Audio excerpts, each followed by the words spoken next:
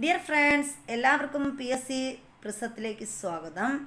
ഇന്ന് നമ്മൾ 9ാം ക്ലാസ്സിലെ SCERT കെമിസ്ട്രിയിൽ നിന്നുള്ള 8ാമത്തെ ചാപ്റ്ററായ കാർബണിക രസതന്ത്രം എന്ന് പറയുന്ന ചാപ്റ്ററാണ് നമ്മൾ പഠിച്ചുകൊണ്ടിരിക്കുന്നത്.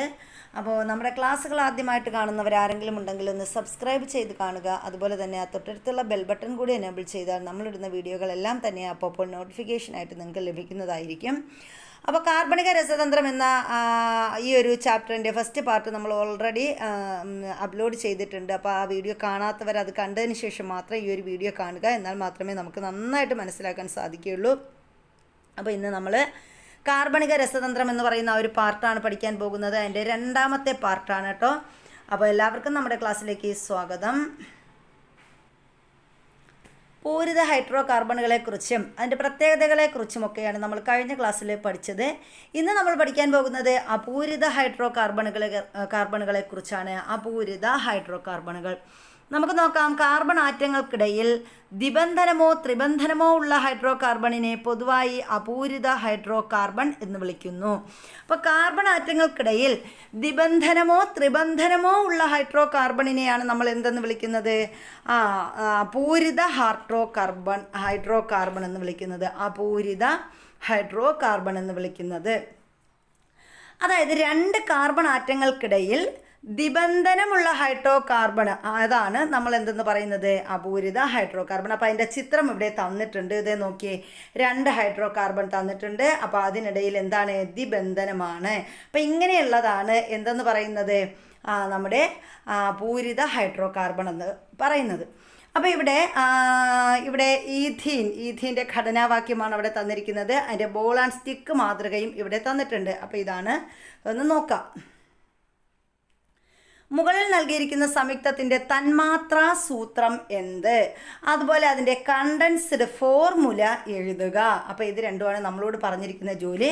അപ്പോൾ എന്താണ് ഈ ഒരു സംയുക്തം? ഏത് സംയുക്തമാണ്? ഈഥീനാണ്. അതിൻ്റെ തന്മാത്രാ സൂത്രം എന്തെന്ന് നമ്മൾ എഴുതണം. അതുപോലെ അതിൻ്റെ നമ്മൾ നേരത്തെ പൂരിത ഹൈഡ്രോ കാർബൺ ചെയ്തപ്പോൾ എന്തൊക്കെയാണ് പഠിച്ചത്? അതൊക്കെ തന്നെയാണ് ഇവിടെയും നമ്മൾ പഠിക്കാനുള്ളത്. പക്ഷേ ഇവിടെ അപൂരിത ഹൈഡ്രോ കാർബണുകൾ എന്ന് മാത്രമേ ഉള്ളൂ. അപ്പം മുകളിൽ നൽകിയിരിക്കുന്ന സംയുക്തത്തിൻ്റെ തന്മാത്രാ സൂത്രം ചോദിച്ചിരിക്കുകയാണ് നമ്മളോട്. തന്മാത്രാ സൂത്രം എന്ന് പറയുമ്പോൾ നമ്മൾ ഇവിടെ നമ്മുടെ കാർബണിൻ്റെ ആ ഒരു ബന്ധമെന്ന് പറയുന്നത് ഇവിടെ എന്താണ്? ഡബിൾ ബോണ്ടാണ് അല്ലേ? ഡബിൾ ബോണ്ടാണ് ഇവിടെ ദ്വിബന്ധനമാണ് കാണിക്കുന്നത്. അപ്പം ദ്വിബന്ധനത്തിൽ നമ്മൾ എന്ത് ചെയ്തു? ഈ ഒരു കാർബൺ ഈ 2 ഹൈഡ്രജനുമായി ചേർന്നു. ഇവിടെ ഇത് 2. അപ്പം ഇങ്ങനെ നമ്മളങ്ങ് പകുത്തെടുത്തു. അപ്പോൾ നമുക്കിവിടെ എളുപ്പത്തിൽ അതിൻ്റെ തന്മാത്രാ സൂത്രം എഴുതാം. എങ്ങനെ എഴുതാം? സിക്ക് എത്ര ഹൈഡ്രജൻ? 2 ഹൈഡ്രജൻ. ഇവിടെ ഒരു കാർബണിന് 2 ഹൈഡ്രജൻ. അപ്പോൾ നമുക്ക് എഴുതിക്കൂടെ? CH2 double bond CH2. അപ്പോൾ ഇതാണ് ഇവിടുത്തെ തന്മാത്രാ സൂത്രം എന്ന് പറയുന്നത്. മനസ്സിലായല്ലോ? അപ്പോൾ CH2 ഡബിൾ ബോണ്ട് CH2, അതാണ് ഇവിടുത്തെ തന്മാത്രാ സൂത്രം.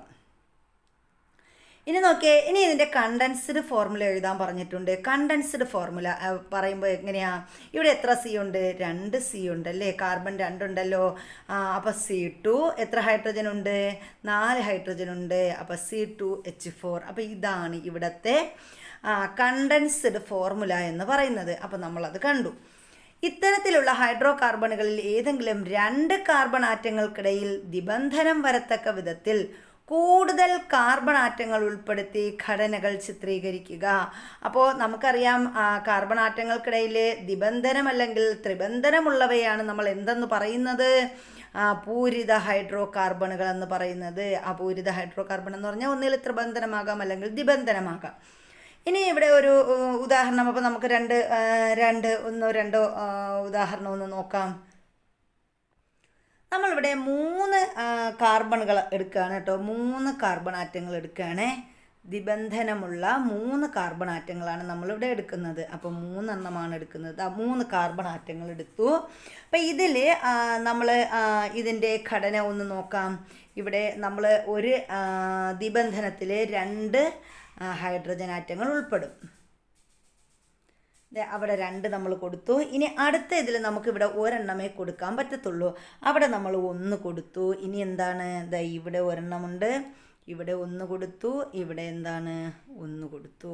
അപ്പോൾ ഇതാണ് നമ്മുടെ അടുത്ത് നമ്മൾ എഴുതുന്നത്. അപ്പോൾ ഇതിൻ്റെ കണ്ടൻസ്ഡ് ഫോർമുല എഴുതണം നമുക്ക്, അതുപോലെ തന്മാത്രാ സൂത്രവും എഴുതണം. അപ്പോൾ ഇതിൻ്റെ തന്മാത്രാ സൂത്രം നമുക്ക് എങ്ങനെ എഴുതാൻ പറ്റും? ഇതിൻ്റെ തന്മാത്രാ സൂത്രം നമ്മൾ എഴുതുന്നത്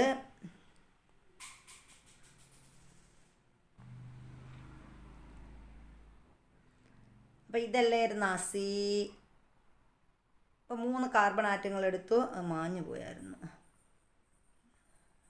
ഇനി ഇവിടെ ഒരെണ്ണം വരും, ഇവിടെ 1, ഇവിടെ 1, ഇവിടെ 1, ഒരു ഹൈഫൺ കൂടി ഇട്ട് കൊടുക്കുക കേട്ടോ. ഇനി അപ്പോൾ നമുക്ക് എങ്ങനെ എഴുതാം? അതിൻ്റെ നമ്മുടെ തന്മാത്രാ സൂത്രമാണ് എഴുതുന്നത്. ഇവിടെ എത്ര കാർബൺ ആറ്റങ്ങൾ? C2. ഏത് ബന്ധനമാണ്? ദ്വിബന്ധനമാണ്. അടുത്തതിലേതാണ്? CH ആണ്. CH ഒരു ഹൈഡ്രജൻ ആറ്റമേ ഉള്ളൂ. അവിടെ എന്താ? ഏകബന്ധനമാണ്. ഇനി അടുത്ത് C3 അല്ലേ? അവിടെയും സിംഗിൾ ബോണ്ടാണ്. അപ്പോൾ നമുക്ക് ഇതുപോലെയാണ് എഴുതാൻ പറ്റുന്നത്. ഇനി ഇതിൻ്റെ മോളിക്കുലർ തന്മാത്രാ സൂത്രം നമ്മൾ കണ്ടായിരുന്നു. അതുപോലെ ഇനി ഇതിൻ്റെ കണ്ടൻസ്ഡ് ഫോർമുലയുണ്ട്. കണ്ടൻസ്ഡ് ഫോർമുല വരുമ്പോൾ നമുക്ക് പറയാം എത്ര, ഇവിടെ CH3 ആണ്. ഇവിടെ എത്ര കാർബൺ ആറ്റങ്ങളുണ്ട്? C3 3 carbon ആറ്റമില്ലേ? എത്ര ഹൈഡ്രജൻ ആറ്റങ്ങളുണ്ട്? എത്ര ഹൈഡ്രജൻ? CH2 ആണ് കേട്ടോ. CH2 CH3 ഇതാണ് നമ്മുടെ തന്മാത്രാ വാക്യം. ഇനി അതിൻ്റെ മോളിക്കുലർ നമ്മുടെ കണ്ടൻസ്ഡ് ഫോർമുലയാണ് നമ്മൾ എഴുതുന്നത്. ഇവിടെ കണ്ടൻസ്ഡ് ഫോർമുല C3 എത്ര H ഉണ്ട്? 6 ഉണ്ട്. Hydrogen H6.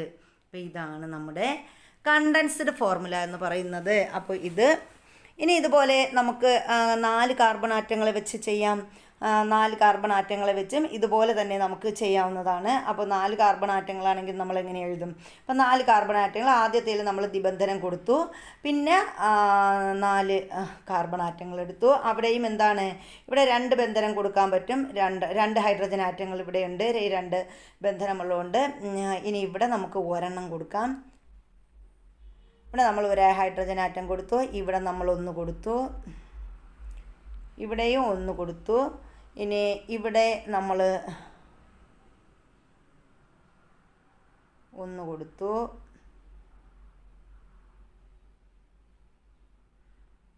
ഇവിടെ 1 കൊടുത്തു, ഇവിടെ 1 കൊടുത്തു. അപ്പോൾ ഇങ്ങനെയാണ് നമ്മൾ എഴുതുന്നത്. അപ്പോൾ നമുക്കിവിടുത്തെ നമ്മുടെ തന്മാത്ര ചിത്രീകരിക്കാം. തന്മാത്രാ ഫോം എങ്ങനെയാണ് എഴുതുന്നത്? തന്മാത്രാ രൂപം എങ്ങനെ നമ്മൾ എഴുതും? കാർബണിന് എത്ര? CH2 double bond CH, single bond CH2, single bond CH3. അപ്പോൾ ഇതാണ് CH3 കേട്ടോ. അപ്പോൾ ഇതാണ് ഇവിടുത്തെ ഈ ഒരു തന്മാത്ര രൂപം എന്ന് പറയുന്നത്. തന്മാത്ര രൂപം. ഇനി ഇതിൻ്റെ കണ്ടൻസ്ഡ് ഫോർമുല നമുക്ക് എങ്ങനെ എഴുതാൻ പറ്റും? കണ്ടൻസ്ഡ് ഫോർമുല എങ്ങനെ എഴുതാൻ പറ്റും? എത്ര കാർബൺ ആറ്റങ്ങളുണ്ട്? 4 കാർബൺ ആറ്റം ഉണ്ട്. അപ്പോൾ C4 എത്ര ഹൈഡ്രജൻ ആറ്റമുണ്ട്? അതിൻ്റെ ഇരട്ടി 8 ഹൈഡ്രജൻ ആറ്റമുണ്ട്. അപ്പോൾ ഇതാണ് ഇതിൻ്റെ കണ്ടൻസ്ഡ് ഫോർമുല എന്ന് പറയുന്നത്. അപ്പോൾ ഇതേപോലെ നമുക്ക് ഓരോന്നും എഴുതി പോവാവുന്നതാണ്. ഇനി നോക്കേ, ചുവടെ നൽകിയിട്ടുള്ള പട്ടിക പൂർത്തീകരിക്കാൻ പറഞ്ഞിട്ടുണ്ട്. കാർബൺ ആറ്റത്തിൻ്റെ എണ്ണം തന്നിട്ടുണ്ട്, ഹൈഡ്രോ കാർബണിൻ്റെ ഘടന, അതുപോലെ കണ്ടൻസ്ഡ് ഫോർമുല, തന്മാത്രാ സൂത്രം, അതിൻ്റെ സാധാരണ താപനിലയിലുള്ള ഭൗതിക അവസ്ഥ ഏതാണെന്നും കൂടി തന്നിട്ടുണ്ട്. അപ്പം നോക്കിയേ, കാർബൺ ആറ്റത്തിൻ്റെ എണ്ണം ഇവിടെ 2 എണ്ണമാണ് തന്നിരിക്കുന്നത്. കാർബൺ 2 ആണ്. കാർബൺ ആറ്റത്തിൻ്റെ എണ്ണം 2 ആണെങ്കിൽ നമ്മൾ അതിൻ്റെ ഘടന എങ്ങനെയാണ്? ഇത് കണ്ടോ, ദ്വിബന്ധനം. കാർബണിന് ദ്വിബന്ധനമാണ്. അപ്പോൾ അതിൻ്റെ ഘടന നമ്മൾ എങ്ങനെ എഴുതും? CH2 CH2. ഇതാണ് അതിൻ്റെ കണ്ടൻസ്ഡ് ഫോർമുല എന്ന് പറയുന്നത്. CH2. ഇനി നോക്കിയേ, ഇതിൻ്റെ തന്മാത്രാ സൂത്രം നമ്മൾ എഴുതണം. എത്ര കാർബൺ ഉണ്ട്? 2 കാർബൺ. എത്ര ഹൈഡ്രജൻ ഉണ്ട്? 2 4 ഹൈഡ്രജൻ. അപ്പോൾ C2H4. ഇനി സാധാരണ താപനിലയിലെ ഭൗതികാവസ്ഥ, ഇത് ഏത് അവസ്ഥയിലാണ്? ഗ്യാസാണ് അല്ലെങ്കിൽ വാതകാവസ്ഥയിലാണ്. ഇനി നമുക്ക് 3 നമ്മുടെ കാർബൺ ആറ്റത്തിൻ്റെ എണ്ണം 3 ഇവിടെ തന്നിരിക്കുന്നത്. അപ്പോൾ ഹൈഡ്രോ കാർബണിൻ്റെ ഘടന എങ്ങനെയായിരിക്കും? 3 അവിടെ 3 കാർബൺ ആറ്റങ്ങൾ. ആദ്യത്തേത് നമ്മൾ എന്ത് കൊടുക്കും? ദിബന്ധനം കൊടുക്കും. 3 കാർബൺ ആറ്റങ്ങൾ കൊടുത്തു. അടുത്തതായി ഇവിടെ തന്നിട്ടുണ്ട് എങ്ങനെയാണ്? 2 ഇവിടെ 2 കൊടുത്തു. ഇനി അടുത്തതിൽ എന്താണ്? ഒരു സിംഗിൾ ബോണ്ട് ഒരെണ്ണം കൊടുത്തു. പിന്നെ അടുത്തതിൽ 3 ഹൈഡ്രജൻ ആറ്റങ്ങൾ. അപ്പോൾ ഇങ്ങനെയാണ് നമ്മൾ കൊടുക്കുന്നത്. അപ്പോൾ അതിന് നമ്മൾക്ക് എങ്ങനെ ഒന്ന് വരയ്ക്കാം? ദിബന്ധനമാണെങ്കിൽ നമ്മൾ നേരത്തെ വരച്ചു. ഇങ്ങനെ വന്നിട്ട് ഇങ്ങനെയും കൊടുക്കാം, ഇവിടെയും കൊടുക്കാം, അതല്ലെങ്കിൽ ഇവിടെ 2 ഇങ്ങനെ കൊടുക്കാം. ഇനി നമ്മൾ എന്ത് ചെയ്തു? ഇവിടെയും 1 കൊടുത്തു. ഇവിടെ സിംഗിൾ ബോണ്ടിൽ ഇവിടെ നമുക്ക് 3 കൊടുക്കാൻ പറ്റും കേട്ടോ. ഇവിടെ നമുക്ക് 3 കൊടുക്കാൻ പറ്റും. 3 ഹൈഡ്രജൻ ആറ്റം. ഇപ്പോൾ എത്രയായി? ഡബിൾ, അതായത് 3 കാർബൺ വരുമ്പോൾ അവിടെ എത്ര ഹൈഡ്രജൻ വരും? 6 ഹൈഡ്രജൻ ആറ്റങ്ങൾ വരും. അപ്പോൾ ഇതിൻ്റെ നമ്മൾ കണ്ടൻസ്ഡ് ഫോർമുല എങ്ങനെ എഴുതും? ഇവിടെ 2 ഉണ്ടല്ലേ, CH2 ഇവിടെ 2 ഉണ്ട്. ഇവിടെ ഏതാണ്? ഒരെണ്ണേ ഉള്ളൂ. അപ്പോൾ CH, ഇവിടെ ഡബിൾ ബോണ്ട് അല്ലേ, അപ്പോൾ ഡബിൾ ബോണ്ട് ചിഹ്നം ഇടണം. ഇനി CH, ഇനി അവിടെ എന്തായിരുന്നു? സിംഗിൾ ബോണ്ടാണ്. ഇനി അടുത്ത് ഏതാണ്? CH3. എത്ര ഹൈഡ്രജൻ ആറ്റം? 3 ഹൈഡ്രജൻ ആറ്റം ഉണ്ട്. അപ്പോൾ ഇങ്ങനെ എഴുതും. പിന്നെ അതിൻ്റെ കണ്ടൻസ്ഡ് ഫോർമുല എങ്ങനെയാണ്? 3 കാർബൺ ആറ്റം അല്ലേ, അപ്പോൾ C3H6. ഇനി ഇത് ഏത് അവസ്ഥയിലാണ്? അതും വാതക അവസ്ഥയിലാണ്. ഇനി അടുത്ത് പറഞ്ഞിരിക്കുന്നത് എന്താണ്? 4 ഹൈഡ്രോ കാർബണിൻ്റെ ഘടന 4 എണ്ണം. അതായത് കാർബൺ ആറ്റം 4 വന്നാൽ ഹൈഡ്രോ കാർബണിൻ്റെ ഘടന നമ്മൾ വരയ്ക്കണം. 4 എണ്ണം തന്നിട്ടുണ്ട്. അപ്പോൾ ഹൈഡ്രോ കാർബണിൻ്റെ ഘടന എങ്ങനെയായിരിക്കും? 4 എണ്ണം വരുമ്പോൾ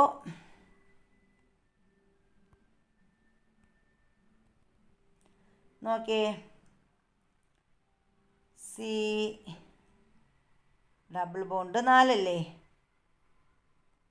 4 കാർബൺ ആറ്റം നമ്മളിവിടെ കൊടുത്തു. ഇനി 4 കാർബൺ ആറ്റം വന്നിട്ട് ഇവിടെ നമ്മൾ ഹൈഡ്രജൻ ആറ്റത്തിൻ്റെ അതിൻ്റെ ഘടന നമ്മൾ വരയ്ക്കുകയാണ്. നമുക്ക് ഇവിടെ 2 കൊടുക്കാം. ഇവിടെ 1 ഹൈഡ്രജൻ ആറ്റമാണ് കൊടുക്കുന്നത്. ഇനി ഇവിടെ എത്രയാണ്? ഇവിടെ നമ്മൾ 1, 2, ഇവിടെയും 1 കൊടുത്തു. ഇനി ഇവിടെ 1 ഹൈഡ്രജൻ കൊടുത്തു, ഇവിടെ 1 ഹൈഡ്രജൻ കൊടുത്തു, ഇവിടെ 1 ഹൈഡ്രജൻ കൊടുത്തു.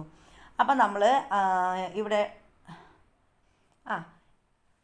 അപ്പം നമുക്ക് എങ്ങനെ എഴുതാം? ഇതിൻ്റെ കണ്ടൻസ്ഡ് തന്മാത്ര സൂത്രം എങ്ങനെ എഴുതാം? CH ഡബിൾ ബോണ്ട് അല്ലേ, CH2 ഡബിൾ ബോണ്ട്.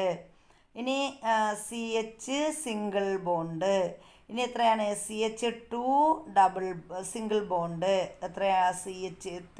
അപ്പോൾ ഇങ്ങനെയാണ് നമ്മൾ തന്മാത്രാ സൂത്രം കൊടുക്കുന്നത്. ഇനി ഇതിൻ്റെ കണ്ടൻസ്ഡ് ഫോർമുല നമ്മൾ എങ്ങനെ എഴുതും? എത്ര കാർബൺ ആറ്റമുണ്ട്? 4 കാർബൺ ആറ്റമുണ്ട്. അപ്പോൾ C4. എത്ര ഹൈഡ്രജൻ ആറ്റമുണ്ട്? 8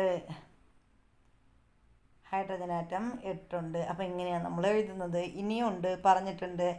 അടുത്ത 5 കാർബൺ ആറ്റം തന്നിരിക്കുമ്പോൾ എങ്ങനെ എഴുതണം? 5 എണ്ണമാണെങ്കിൽ നമ്മൾ 5 കാർബൺ ആറ്റം നേരത്തെ പോലെ തന്നെ വളരെ ഈസിയാണ് നമ്മൾ ഇട്ട് കൊടുക്കുക. 5 കാർബൺ ആറ്റം ഇട്ട് കൊടുത്തു. ഇനി നേരത്തെ എഴുതിയതുപോലെ ഹൈഡ്രജൻ ഇവിടെ 2 ഹൈഡ്രജൻ ആറ്റം ഉണ്ട്. ഇവിടെ 1 കൊടുത്തു, ഇവിടെ 1, 2 കൊടുത്തു, ഇവിടെ അതുപോലെ 2 കൊടുത്തു, ഇവിടെ അതുപോലെ എത്ര കൊടുത്തു? നമ്മൾ 3 കൊടുത്തു.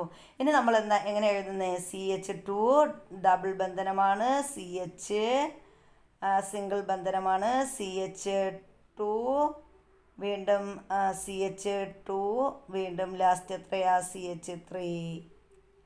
അപ്പോൾ ഇതാണ് നമ്മൾ എഴുതേണ്ടത്. ഇനി ഇതിൻ്റെ തന്നെ കണ്ടൻസ്ഡ് ഫോർമുല എങ്ങനെയാണ്? എത്രയാ? CH5 ആണല്ലേ. അപ്പോൾ ഇവിടെ നമുക്ക് എങ്ങനെ എഴുതാം? CH5 5 അല്ലേ, 5 കാർബൺ ആറ്റം അല്ലേ, C5H10 അങ്ങനെ നമ്മൾ എഴുതുന്നത്. C5H10 കണ്ടൻസ്ഡ് ഫോർമുല എഴുതി. ഇനി അടുത്ത് 6 വന്നു. 6ലാണെങ്കിലും അതുപോലെ എന്താണ്? 6ൽ 6 വന്നു കഴിഞ്ഞാൽ എന്ത് വരും? ഹൈഡ്രജൻ 12 വരണം. നമ്മുടെ കാർബൺ ആറ്റം എത്ര? 6. അവിടെ ഫസ്റ്റ് ഡബിൾ ബോണ്ട് കൊണ്ട് നമ്മൾ ബന്ധിക്കും. അപ്പോൾ ഇങ്ങനെ കിട്ടും.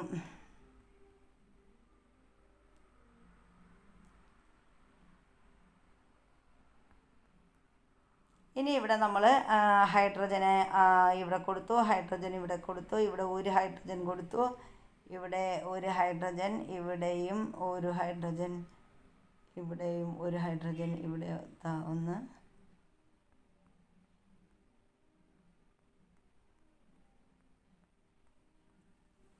അപ്പോൾ എങ്ങനെ കിട്ടും? CH2 double bond CH single bond CH2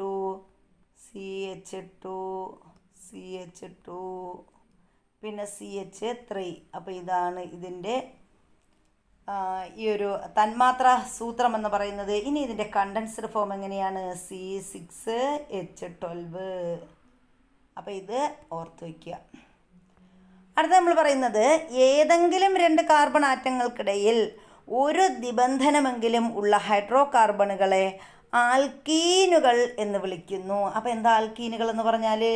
ഏതെങ്കിലും 2 കാർബൺ ആറ്റങ്ങൾക്കിടയിൽ ഒരു നിബന്ധനമെങ്കിലുമുള്ള ഹൈഡ്രോ കാർബണുകളെയാണ് നമ്മൾ എന്തെന്ന് വിളിക്കുന്നത്? ആൽക്കീനുകൾ എന്ന് വിളിക്കുന്നത്. അപ്പോൾ ഒരു നിബന്ധനം ഉണ്ടായിരിക്കണം, അതിനെയാണ് നമ്മൾ ആൽക്കീൻ എന്ന് വിളിക്കുന്നത്. ഇനി പട്ടിക വിശകലനം ചെയ്യുക. ആൽക്കീനുകളിൽ കാർബൺ ആറ്റങ്ങളുടെ എണ്ണവും ഹൈഡ്രജൻ ആറ്റങ്ങളുടെ എണ്ണവും തമ്മിലുള്ള ബന്ധം. ഇപ്പം നമ്മൾ പഠിച്ചല്ലോ, 2 കാർബൺ ഉണ്ടെങ്കിൽ എത്ര ഹൈഡ്രജൻ ഉണ്ടാവും? 4 ഹൈഡ്രജൻ ഉണ്ടാവും. 3 കാർബൺ ആണെങ്കിൽ 6 ഹൈഡ്രജൻ ഉണ്ടാകും. 4 ആണെങ്കിൽ 8, അതുപോലെ 5 ആണെങ്കിൽ 10. 5 കാർബൺ ആറ്റം ഉണ്ടെങ്കിൽ 10 ഹൈഡ്രജൻ ആറ്റം. അപ്പോൾ എങ്ങനെയാണ് ഇതിൻ്റെ ബന്ധം എന്ന് പറയുന്നത്? ഇവ തമ്മിലുള്ള ബന്ധം ഇരട്ടിച്ചിരട്ടിച്ച് പോകുകയല്ലേ ചെയ്യുന്നത്, അപ്പോൾ ഇരട്ടിയായിരിക്കും. അപ്പോൾ നമുക്ക് പറയാം, ഇവിടെ എഴുതി കൂടെ, ഇരട്ടിയായിരിക്കും. ഇനി ഒരു ആൽക്കീനിൽ N കാർബൺ ആറ്റങ്ങൾ ഉണ്ടെങ്കിൽ അതിൽ എത്ര ഹൈഡ്രജൻ ആറ്റങ്ങൾ ഉണ്ടായിരിക്കും? അപ്പോൾ ഒരു ആൽക്കീനിൽ N കാർബൺ ആറ്റങ്ങളാണ് ഉള്ളത്. അപ്പോൾ അങ്ങനെയെങ്കിൽ അതിൽ എത്ര ഹൈഡ്രജൻ ആറ്റങ്ങൾ ഉണ്ടായിരിക്കും? 2N ആയിരിക്കും അല്ലേ? 2N hydrogen ആറ്റങ്ങളാണ് അതിലുണ്ടാകുക. അപ്പോൾ നമുക്ക് അവിടെ എഴുതി വയ്ക്കാം, 2N ഹൈഡ്രജൻ ആറ്റങ്ങൾ ഉണ്ടാകും. ആൽക്കീനുകളുടെ പൊതുവാക്യം അങ്ങനെയെങ്കിൽ എങ്ങനെ എഴുതാം നമുക്ക്? CnH2n. ഇതാണ് ആൽക്കീനുകളുടെ പൊതുവാക്യം എന്ന് പറയുന്നത്. അപ്പോൾ CN കാർബൺ ആറ്റങ്ങളുടെ എണ്ണം എത്രയോ അതിൻ്റെ ഇരട്ടി എന്താണ്? അത് 2 ഇൻറ്റു കാർബൺ ആറ്റങ്ങളുടെ എണ്ണം കൊണ്ട് നമ്മൾ ഗുണിക്കുമ്പോൾ നമുക്ക് എന്ത് കിട്ടും? നമ്മുടെ ഹൈഡ്രജൻ ആറ്റത്തിൻ്റെ എണ്ണം കിട്ടും, അതായത് ഇരട്ടിയായിരിക്കും. ഇനി 2 കാർബൺ ആറ്റങ്ങൾക്കിടയിൽ ത്രിബന്ധനമുള്ള ഹൈഡ്രോ കാർബണിൻ്റെ ഘടന ചുവടെ തന്നിട്ടുണ്ട്. അടുത്ത് നമ്മൾ അതാണ് നോക്കുന്നത്. അപ്പോൾ ഇവിടെയും ഈഥൈൻ്റെ ഘടനാവാക്യം ഇവിടെ തന്നിട്ടുണ്ട്. എങ്ങനെയാണ്? നേരത്തെ നമ്മൾ നിബന്ധനം വഴിയുള്ള ഘടനാവാക്യമാണ് കണ്ടത്, ഇവിടെ നമ്മൾ ത്രിബന്ധനം വഴിയുള്ള ഘടനാവാക്യമാണ് കാണുന്നത്. അപ്പം നോക്കിയേ, അതിൻ്റെ ബോൾ ആൻഡ് സ്റ്റിക്ക് മാതൃകയും ഇവിടെ തന്നിട്ടുണ്ട്. ഇത് കണ്ടോ, നേരത്തെ നിന്ന് രണ്ടും വ്യത്യസ്തമാണല്ലോ. അപ്പോൾ ഇവിടെ ത്രിബന്ധനം കൊണ്ട് ബന്ധിച്ചിരിക്കുകയാണ്. ത്രിബന്ധനം 3 കാർബൺ ആറ്റങ്ങൾക്കിടയിൽ 2 ഹൈഡ്രജൻ ആറ്റം. മുകളിൽ നൽകിയിരിക്കുന്ന സംയുക്തത്തിൻ്റെ തന്മാത്രാ സൂത്രം എഴുതുക, കണ്ടൻസ്ഡ് ഫോർമുല എഴുതുക. അപ്പോൾ ഇതും നമ്മൾ നേരത്തെ പറഞ്ഞതുപോലെ തന്നെയാണ്. ഇവിടെ ത്രിബന്ധനമാണെന്നുള്ള വ്യത്യാസം മാത്രമേ ഉള്ളൂ. അവിടെയും എന്ത് എഴുതുക? സംയുക്തത്തിൻ്റെ തന്മാത്രാ സൂത്രം എഴുതുക, കണ്ടൻസ്ഡ് ഫോർമുലയും എഴുതുക. അപ്പോൾ ഇവിടെ തന്മാത്രാ സൂത്രം എങ്ങനെയാണ്? ഇവിടെ എത്ര കാർബൺ ആറ്റങ്ങളുണ്ട്? 2 കാർബൺ ആറ്റങ്ങളുണ്ട്. ഇവിടെ ത്രിബന്ധനമാണ്, അതുപോലെ 2 ഹൈഡ്രജൻ ആറ്റമുണ്ട്. അപ്പം നമ്മുടെ തന്മാത്രാ സൂത്രം നമ്മൾക്ക് എങ്ങനെ എഴുതാൻ പറ്റും? തന്മാത്രാ സൂത്രം എന്ന് പറയുന്നത് C2H2 ആണ്. C2H2. അപ്പോൾ തന്മാത്രാ സൂത്രം നമ്മൾ കണ്ടു. C2 2 carbon atom, 2 hydrogen atom, അങ്ങനെ C2H2 ആണ് ഇവിടുത്തെ തന്മാത്രാ സൂത്രം എന്ന് പറയുന്നത്. ഇനി ഇതിൻ്റെ കണ്ടൻസ്ഡ് ഫോർമുല എങ്ങനെയാണ്? കണ്ടൻസ്ഡ് ഫോർമുല നമുക്ക് പറയാം. ഇവിടെ ഇതാണ് കണ്ടൻസ്ഡ് ഫോർമുല. എങ്ങനെ വരും? CH ത്രിബന്ധനമാണ്. എങ്ങനെയാ? CH. അപ്പോൾ ഇതാണ് ഇവിടുത്തെ കണ്ടൻസ്ഡ് ഫോർമുല എന്ന് പറയുന്നത്. ഇനി നോക്കേ, നൽകിയിട്ടുള്ള പട്ടിക പൂർത്തിയാക്കാൻ പറഞ്ഞിട്ടുണ്ട്. ഇവിടെ ഒരു പട്ടിക തന്നിട്ടുണ്ട്. കാർബൺ ആറ്റത്തിൻ്റെ എണ്ണം, അതുപോലെ ഹൈഡ്രോ കാർബണിൻ്റെ ഘടന, കണ്ടൻസ്ഡ് ഫോർമുല, തന്മാത്രാ സൂത്രം, സാധാരണ താപനിലയിലെ ഭൗതികാവസ്ഥ എങ്ങനെയാണ്, ഇതെത്രയും ഇവിടെ തന്നിട്ടുണ്ട്. അപ്പം നമ്മൾ കാർബൺ ആറ്റത്തിൻ്റെ എണ്ണം 2 ആണെങ്കിൽ ഹൈഡ്രോ കാർബണിൻ്റെ ഘടന എങ്ങനെയായിരിക്കും നമ്മൾ കണ്ടതാണ്. ഇങ്ങനെയായിരിക്കും കാർബണിൻ്റെ ഘടന.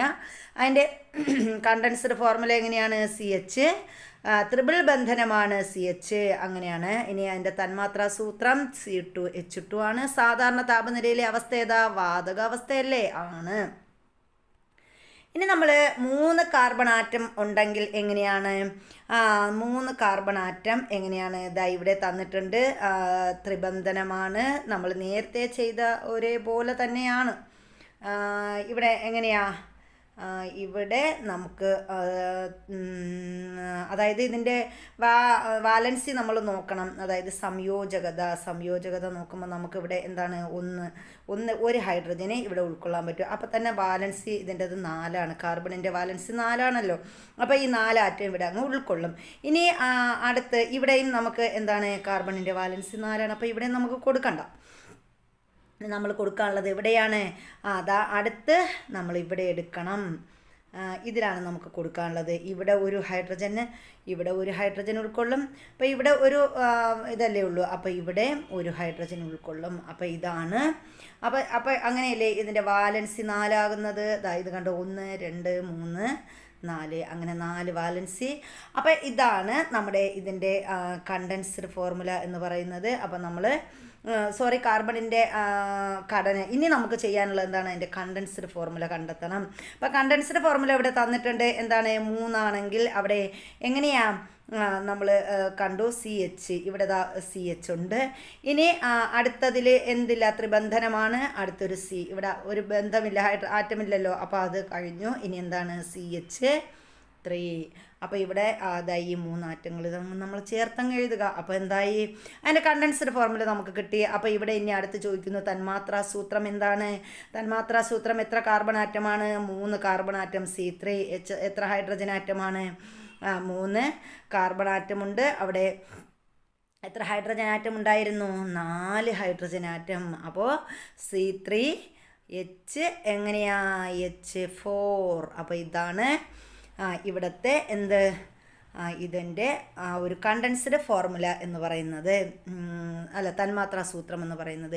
ഇനി ഇതിൻ്റെ ഭൗതികാവസ്ഥ എങ്ങനെയാണ്? ഇതിൻ്റെ ഭൗതികാവസ്ഥ വാതകാവസ്ഥയാണ്. അടുത്ത് നമുക്ക് 3 കഴിഞ്ഞു. അടുത്ത് 4 കാർബൺ ആറ്റം. അതായത് 4 കാർബൺ ആറ്റമാണെങ്കിൽ ഹൈഡ്രോ കാർബണിൻ്റെ ഘടന എങ്ങനെയാണ്? അപ്പം 4 എണ്ണം വരുമ്പോൾ എങ്ങനെയാണ്? 4 എണ്ണം വരുമ്പം നമുക്ക് നേരത്തെ പോലെ തന്നെയാണ്. എന്താണ്? ഇവിടെ ത്രിബന്ധനമാണ്. 4 കാർബൺ ആറ്റം. ഇനി ഇവിടെ എത്രയുണ്ട്? ഒന്നേ കൊള്ളത്തുള്ളൂ. ഇവിടെ വേണ്ട. ഇവിടെ 4 വാലൻസി 4 ഈ ഒരു കാർബണിൻ്റെ ഇതും കൂടി ആകുമ്പം 4 വാലൻസി അവിടെ ആവും. ഇനി ഇവിടെ എത്രയാ?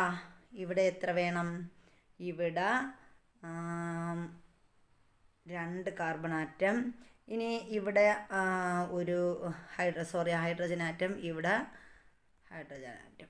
അപ്പം ഇങ്ങനെയാണ് ഇവിടുത്തെ ഒരു എന്താണ് നമ്മുടെ ഹൈഡ്രോ കാർബണിൻ്റെ ഘടന വരുന്നത്. അപ്പോൾ അങ്ങനെ ഹൈഡ്രോ കാർബണിൻ്റെ ഘടന വരുമ്പോൾ അപ്പം നമുക്ക് എങ്ങനെ എഴുതാൻ പറ്റും? ഇവിടുത്തെ കണ്ടൻസ്ഡ് ഫോർമുല എങ്ങനെയാണ്? ഇവിടെ ആദ്യം നമ്മൾ പറഞ്ഞു CH വന്നു. CH കിടക്കുന്നു. CH, പിന്നെ ഒരു കാർബൺ, പിന്നെ CH2, പിന്നെ അത് കഴിഞ്ഞ് CH3. അപ്പോൾ ഇതാണ് ഇതിൻ്റെ കണ്ടൻസ്ഡ് ഫോർമുല എന്ന് പറയുന്നത്. അപ്പോൾ ഇവിടെ എത്ര കാർബൺ ആറ്റമുണ്ട്? 4 കാർബൺ ആറ്റമുണ്ട്. എത്ര ഹൈഡ്രജൻ ആറ്റമുണ്ട്? 1 2 3 4 5 6 ഹൈഡ്രജൻ ആറ്റവും ഇവിടെയുണ്ട്. അപ്പോൾ അങ്ങനെയാണ് നമ്മളിവിടെ എഴുതുന്നത്. അവിടുത്തെ തന്മാത്രാ സൂത്രം C4H6 ആണ്. ഇനി ഇതേത് ഭൗതികാവസ്ഥ എന്താണ്? വാതകാവസ്ഥയാണ്. ഇനി 5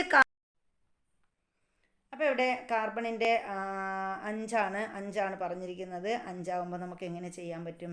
കാർബൺ ആറ്റങ്ങളുടെ എണ്ണം 5 ആണെങ്കിൽ അതിൻ്റെ ഘടന എങ്ങനെ വരയ്ക്കാൻ പറ്റും? ത്രിബന്ധനമാണ്. ഇനി ഇവിടെ ഒരു കാർബൺ ആറ്റം. ഇനി 5 അല്ലേ? 5 കാർബൺ ആറ്റം നമ്മൾ വരയ്ക്കുക. 5 എണ്ണം വരച്ചു. ഇനി ഇവിടെ ഒരു ഹൈഡ്രജനാണ്. ഒരു ഹൈഡ്രജൻ ഏകബന്ധമാണ്. ഇവിടുത്തെ ഹൈഡ്രജൻ. അപ്പോൾ ഇവിടെ തന്നെ ത്രിബന്ധനമായി. ഇനി ഇത് കഴിഞ്ഞിട്ട് ഇവിടെ വേണ്ട, ഇവിടുത്തെ വാലൻസി സംയോജകത ഇവിടുത്തെ വാലൻസിയുമായിട്ട് വരുമ്പം ഇത് 4 ആവും. അപ്പോൾ 4 കാർബണിന് ഉൾക്കൊള്ളാൻ പറ്റുന്ന സംയോജകത 4. ഇനി അടുത്ത് നമ്മൾ ഇവിടെ ഹൈഡ്രജനെ കൊടുത്തു. ഇവിടെയും ഒരു ഹൈഡ്രജൻ, ഇവിടെ ഒരു ഹൈഡ്രജൻ, ഇവിടെയും ഒരു ഹൈഡ്രജൻ, ഇവിടെ 2 ഹൈഡ്രജൻ ഇങ്ങനെ കൊടുത്തു. ഇനി ഒരെണ്ണം കൂടി ഇവിടെ കൊടുക്കണം. അപ്പോൾ നമുക്ക് എത്രയായി? അപ്പോൾ ഇതിൻ്റെ കണ്ടൻസ്ഡ് ഫോർമുല എങ്ങനെ എഴുതാം? CH ട്രിപ്പിൾ ബന്ധനമാണ്. വീണ്ടും CH2, വീണ്ടും എന്താണ് CH2, വീണ്ടും CH3. അപ്പോൾ ഇതാണ് ഇതിൻ്റെ കണ്ടൻസ് ഫോർമുല എന്ന് പറയുന്നത്. ഇനി ഇതിൻ്റെ തന്മാത്രാ സൂത്രം പറയുകയാണെങ്കിൽ C5 എത്ര ഹൈഡ്രജൻ ആറ്റം ഉണ്ട്? ഇവിടെ എത്ര ഹൈഡ്രജൻ ഉണ്ട്? 3, 5, 2, 7, 1, 8 ഹൈഡ്രജൻ ആറ്റമുണ്ട്. അപ്പോൾ C5 H8 എന്ന് നമുക്ക് കിട്ടില്ലേ? അതെ, C5 H8. ഇനി ഇതിൻ്റെ ഭൗതികാവസ്ഥ എന്താണ്? ദ്രാവക അവസ്ഥയാണ്. ഇനി അടുത്ത 6 എണ്ണമാണ് നമ്മൾ നോക്കുന്നത്. 6 കാർബൺ ആറ്റം ഉണ്ടെങ്കിൽ നമുക്ക് എങ്ങനെ ചെയ്യാൻ പറ്റും? അതും ഇതുപോലെ തന്നെ 6 കാർബൺ ആറ്റം ആണെങ്കിൽ നമ്മൾ എങ്ങനെ ചെയ്യും? ത്രിബന്ധനം കൊടുത്തു. 6 കാർബൺ ആറ്റം 3 ആയി, 4 ആയി, 5 ആയി, 6 ആയി. ഇനി ഇവിടെ ഒരു ഹൈഡ്രജൻ കൊണ്ട് ബന്ധിച്ചു. ഇനി ഇവിടെ നമുക്ക് ഇവിടെ ഒരു ഹൈഡ്രജൻ, ഇവിടെയും ഒരു ഹൈഡ്രജൻ, ഇവിടെ ഒരു ഹൈഡ്രജൻ, അതുപോലെ ഇവിടെയും ഒരു ഹൈഡ്രജൻ, ഇവിടെയും 1, ഇവിടെയും 1, ഇവിടെ 1, ഇവിടെ 1, ഇവിടെയും ഒരു ഹൈഡ്രജൻ. അപ്പം നമുക്ക് എങ്ങനെയാണ് അതിൻ്റെ കണ്ടൻസ്ഡ് ഫോർമുല എങ്ങനെ എഴുതാൻ പറ്റും? CH ത്രിബന്ധനമാണ്. അടുത്ത പിന്നെ CH2, പിന്നെയും CH2, പിന്നെയും എന്താണ്? CH2, പിന്നെ CH3. ഇങ്ങനെ നമുക്ക് എഴുതാൻ പറ്റും. ഇനി ഇതിൻ്റെ നമ്മുടെ കാർബൺ ആറ്റങ്ങൾ എത്രയാണ്? 1, 2, 3, 4, 5, 6. അപ്പോൾ C6. ഇനി ഹൈഡ്രജൻ ആറ്റം എത്രയുണ്ടെന്ന് നോക്കുക. ഹൈഡ്രജൻ എത്രയുണ്ട്? ഹൈഡ്രജൻ 1, അതുപോലെ 3, 3, 5, 5, 2, 7 ആയി, 7, 3, 10 ആയി അല്ലേ? അപ്പോൾ H10 ആണ്. C6 H10. അപ്പോൾ ഇതാണ് അതിൻ്റെ തന്മാത്രാ സൂത്രം എന്ന് പറയുന്നത്. അപ്പോൾ ഇത്രയും നമ്മൾ നോക്കി. ഇനി ഇതിൻ്റെ ഭൗതികാവസ്ഥ എന്താണ്? ദ്രാവകാവസ്ഥയാണ്. ഇനി നോക്കിയേ, ഏതെങ്കിലും 2 കാർബൺ ആറ്റങ്ങൾക്കിടയിൽ ഒരു ത്രിബന്ധനമെങ്കിലുമുള്ള ഹൈഡ്രോ കാർബണുകളെ ആൽക്കൈനുകൾ എന്ന് വിളിക്കുന്നു. അപ്പം ആൽക്കൈനുകൾ എന്ന് പറഞ്ഞാൽ എന്താ?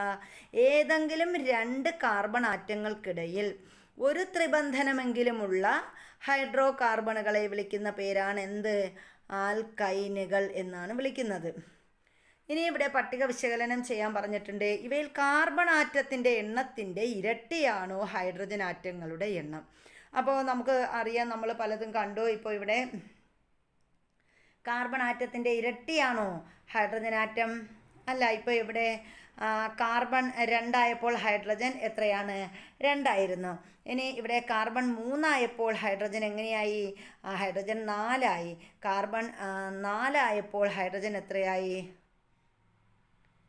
അവിടെ ഹൈഡ്രജൻ്റെ എണ്ണം എത്രയാണ്? 5, 1, 6 ആയി. അപ്പോൾ എന്താ നമുക്ക് അവിടെ നിന്ന് മനസ്സിലാക്കാൻ പറ്റുന്നത്? ഇവിടെ നിന്ന് നമുക്ക് മനസ്സിലാക്കാൻ പറ്റും, ഇവയിൽ കാർബൺ ആറ്റത്തിൻ്റെ എണ്ണത്തിൻ്റെ ഇരട്ടിയാണോ ഹൈഡ്രജൻ ആറ്റങ്ങളുടെ എണ്ണം എന്ന് ചോദിച്ചാൽ അല്ല എന്ന് നമുക്ക് പറയാം അല്ലേ? അല്ല, ഇരട്ടി അല്ലല്ലോ, അല്ല. കാർബൺ ആറ്റത്തിൻ്റെ എണ്ണത്തിൻ്റെ ഇരട്ടിയിൽ നിന്ന് ഏത് സംഖ്യ കുറച്ചപ്പോഴാണ് ഇവയിൽ ഓരോന്നിലെയും ഹൈഡ്രജൻ ആറ്റത്തിൻ്റെ എണ്ണം ലഭിച്ചത്? ഇപ്പം നമ്മൾ കാർബൺ ആറ്റത്തിൻ്റെ എണ്ണത്തിൻ്റെ ഇരട്ടി എടുത്തു. ഇപ്പോൾ കാർബൺ 2 ആണെങ്കിൽ നമ്മൾ എത്ര എടുത്തു? കാർബൺ 2 ആണെങ്കിൽ ഇപ്പോൾ ഹൈഡ്രജൻ ആദ്യമൊക്കെ നമ്മൾ 4 എടുത്തു. 4 ആണെങ്കിൽ അതിൽ നിന്ന് എത്ര കുറച്ചു? 2 കുറച്ചപ്പോഴാണ് ഹൈഡ്രജൻ എത്ര നമുക്ക് കിട്ടിയത്? 2 കിട്ടിയത്. ഇനി കാർബൺ 3 ആയപ്പോൾ നമ്മൾ അതിൻ്റെ ഇരട്ടി എടുക്കണം, 6 എടുക്കണം. അതിൽ നിന്ന് 2 കുറയ്ക്കുമ്പോൾ കാർബൺ 3 ആകുമ്പോൾ ഹൈഡ്രജൻ എത്രയാവും? 4 ആവും. അങ്ങനെയാണല്ലോ നമ്മൾ കണ്ടത്.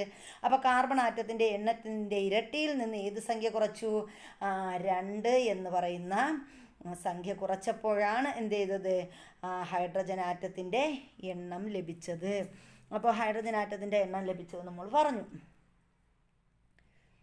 ഇനി അപ്പോൾ 2 കുറച്ചപ്പോൾ നമുക്ക് എന്ത് ചെയ്തു? നമുക്കിത് കിട്ടി. ഇനി ഒരു ആൽക്കൈനിൽ n കാർബൺ ആറ്റങ്ങൾ ഉണ്ടെങ്കിൽ അതിൽ എത്ര ഹൈഡ്രജൻ ആറ്റങ്ങൾ ഉണ്ടായിരിക്കും? അപ്പോൾ ആൽക്കൈനിൽ n കാർബൺ ആറ്റങ്ങൾ ഉണ്ട്. അതിൽ എത്ര ഹൈഡ്രജൻ ആറ്റങ്ങളാണുള്ളത്? ഒരു ആൽക്കൈനിൽ n കാർബൺ ആറ്റങ്ങൾ ഉണ്ടെങ്കിൽ അതിലുള്ള ഹൈഡ്രജൻ ആറ്റങ്ങൾ എന്ന് പറയുന്നത് 2n+2 2n -2 അങ്ങനെയായിരിക്കും. അതായത് നമ്മുടെ ആൽക്കൈനുകളുടെ പൊതുവാക്യം എഴുതാൻ പറഞ്ഞിട്ടുണ്ട്. അപ്പോൾ ഇവിടെ എങ്ങനെയാണ്? ആൽക്കൈനിൽ n കാർബൺ ആറ്റം ഉണ്ടെങ്കിൽ അതിൽ എത്ര ഹൈഡ്രജൻ ആറ്റങ്ങൾ ഉണ്ടെന്നാണ് ചോദിച്ചിരിക്കുന്നത്. 2n -2 ആണ് ഇവിടുത്തെ ആൻസർ എന്ന് പറയുന്നത്. അപ്പോൾ 3 ആൻസർ നമുക്ക് തന്നില്ലേ? അതിലെ ആൻസർ ഏതാണ്? 2n -2 ആണ്. അപ്പോൾ n ആറ്റങ്ങൾ, ആൽക്കൈനിൽ n കാർബൺ ആറ്റം ഉണ്ടെങ്കിൽ അതിലെങ്ങനെയാണ് ഹൈഡ്രജൻ ആറ്റങ്ങൾ എത്ര ഉണ്ടായിരിക്കും? 2n -2 ആയിരിക്കും.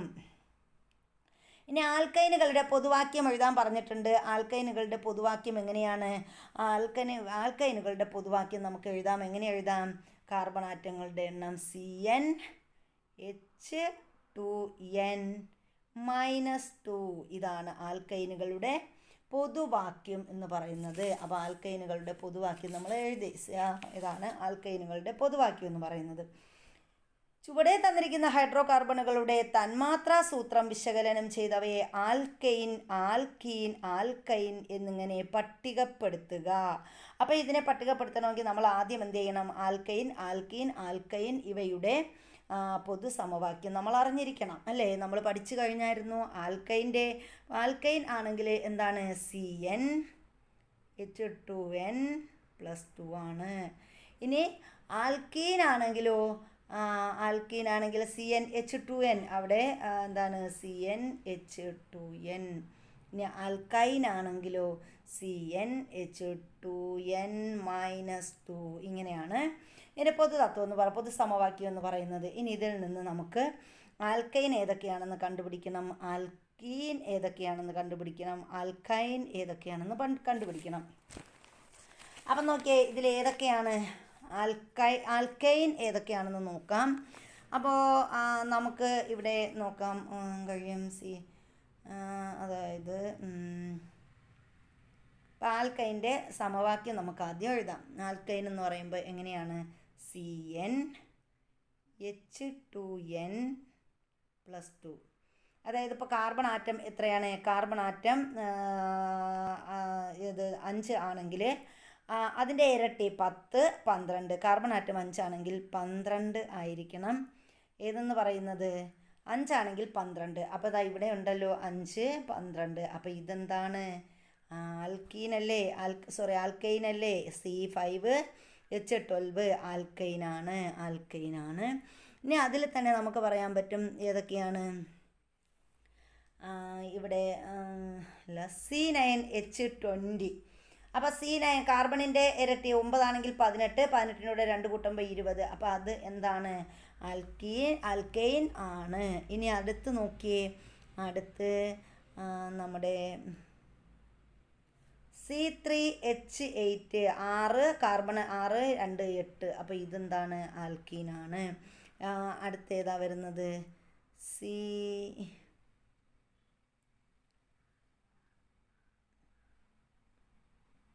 അപ്പോൾ ഇത് 3 ഏതെന്ന് പറയുന്നത്? ആൽക്കീൻ എന്ന് പറയുന്നത്. അപ്പോൾ ഇതിലെ ആൽക്കീനുകളുടെ എണ്ണം നമ്മൾ കണ്ടുപിടിച്ചു.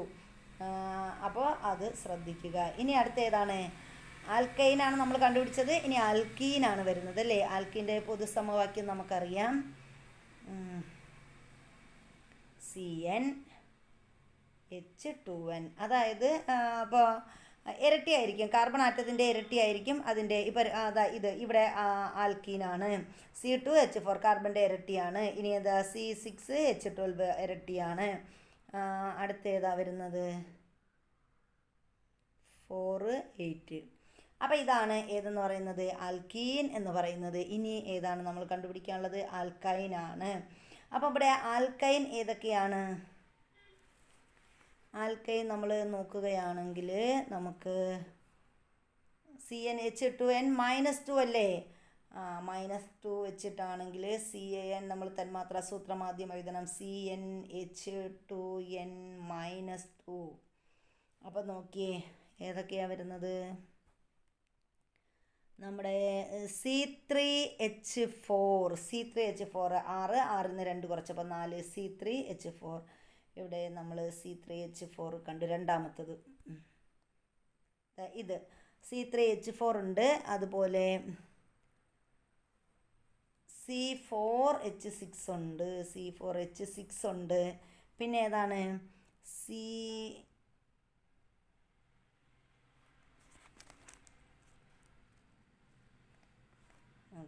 C7H12 ഇത്. അപ്പോൾ ഇത്രയുമാണ് ഏത് ആൽക്കൈൻ എന്ന് പറയുന്നത്. ആൽക്കൈൻ നമ്മൾ കണ്ടു. ഇനി അടുത്ത് നമുക്കിനി പഠിക്കാനുള്ളത് ഹോമലോഗ സീരീസിനെ കുറിച്ചാണ്, ഹോമലോഗ ശ്രേണി. അപ്പോൾ ഇതും വളരെ വളരെ ഇമ്പോർട്ടൻ്റ് ആയിട്ടുള്ളൊരു പാർട്ടാണ്. അപ്പോൾ അത് നമുക്ക് അടുത്ത ക്ലാസ്സിൽ പഠിക്കാവുന്നതാണ്. അപ്പോൾ നമ്മുടെ ക്ലാസ്സുകൾ ഇഷ്ടപ്പെട്ടിട്ടുണ്ടെങ്കിൽ ലൈക്ക് ചെയ്യാനും ഷെയർ ചെയ്യാനും സബ്സ്ക്രൈബ് ചെയ്യാനും ഒന്നും മറക്കരുത്. അതുപോലെ നിങ്ങൾക്ക് കമൻറ്റുകൾ ഇടാം, കമൻറ്റ് ബോക്സിൽ ഇടാം. ക്ലാസ്സുകൾ ഇഷ്ടമായിട്ടുണ്ടെങ്കിൽ ഇഷ്ടമാണെന്ന് പറയാം, ലൈക്ക് ചെയ്യാം. അപ്പോൾ പലരും ലൈക്കോ ഷെയറോ ഒന്നും കൊടുത്തു കഴിഞ്ഞാൽ ഇനി അവർക്ക് എന്തെങ്കിലും നഷ്ടമാവോ എന്ന് പേടിച്ചിട്ട് ആരും ഒന്നും കൊടുക്കത്തില്ല. നമ്മളെന്തെങ്കിലും നേടുമോ എന്ന് പേടിച്ചിട്ടും അങ്ങനെയുള്ളവരും മനസ്സുള്ളവരും ഉണ്ട്. നിങ്ങൾക്ക് ലൈക്ക് ചെയ്യുന്നതും ഷെയർ ചെയ്യുന്നതും ഒക്കെ നിങ്ങളുടെ ഉത്തരവാദിത്തമാണ്, നിങ്ങളുടെ ആഗ്രഹമാണ്, അഭിലാഷമാണ്. അപ്പോൾ എല്ലാവർക്കും വിജയാശംസകൾ നേരുന്നു. Thank you for watching your channel.